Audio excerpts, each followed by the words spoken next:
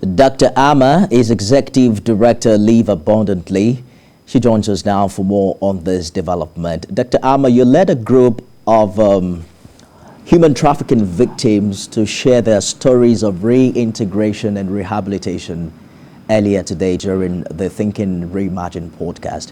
What have you learned about the main challenges to victim voices leading the way in line with this year's theme? Well, thank you very much, Nifemi, for having us this evening. What we learned from speaking to the victims today, or should I say the survivors, because they have survived, and what we continue to learn is the importance of the first-hand accounts that they provide of their experiences, because that allows us to begin to think about how else we can create greater awareness about this menace to society, but also to identify the things that are necessary, the steps that must be taken that are survivor/victim oriented to ensure that their integration and their rehabilitation is embraced by them as well as by society, because the stigmatization that comes with being a victim of human trafficking or a survivor of human trafficking requires that the society and the community and their families embrace them, welcome them back to the fold, and then of course making sure that they have all of the things that are needed, such as education, skills training, education, I think I mentioned that, forgive me, job training and placement, as well as housing. Many of the times when you speak to victims of human trafficking, they live for better prospects overseas, or so they think. And it's usually due to poverty, it's due to lack of engagement within the community, and of course, insecurity. So very few of them make it from being victims to survivors. Particularly when you consider the issue of re-victimization and the fact that they return to a place like Nigeria and even suffer more trauma, post their rescue from foreign lands. What is the role of government and indeed every stakeholder in the society to help these individuals gain their feet again and even perhaps help other people who are possible and potential victims of human trafficking? Well, I'm so glad that you asked that question, Ifemi, because the first thing is to accept that in the country right now, I think there was a recent survey that indicated that 50% of the youth will leave Nigeria if the opportunity was there. Absolutely.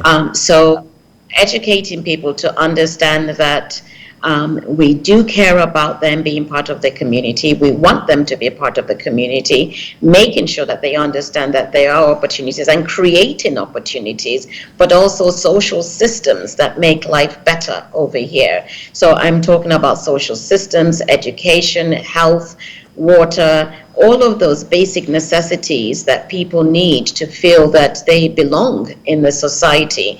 Now, for those who leave and come back, I have noticed from many of the stories that I have heard that their deep desire to turn their lives around, to take control of their lives, is very important and is a critical part of the success of their reintegration and their rehabilitation.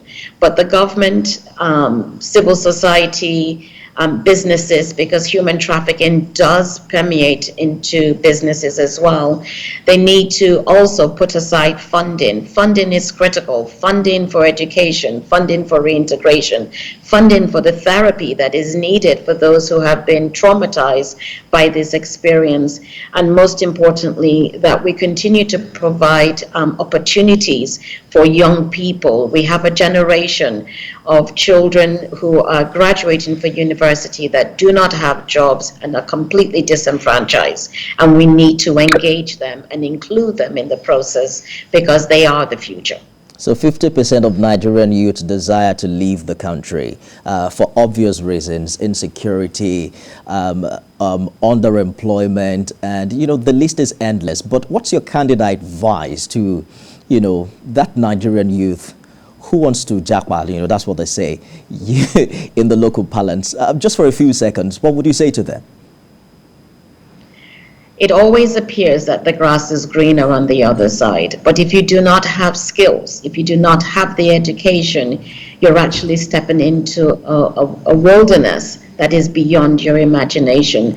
The process of human trafficking, of irregular migration, is daunting. And even when you get over there, if you do not have the ability to integrate into that society, you fall into greater harm, because you then become a second-class citizen in another country without the language or the job skills that you need to become part of the adopted home. So let's work hard on improving the situation in Nigeria so that our children do not feel the need to depart these shores for what they think is greener pastures, but is really a lion's den.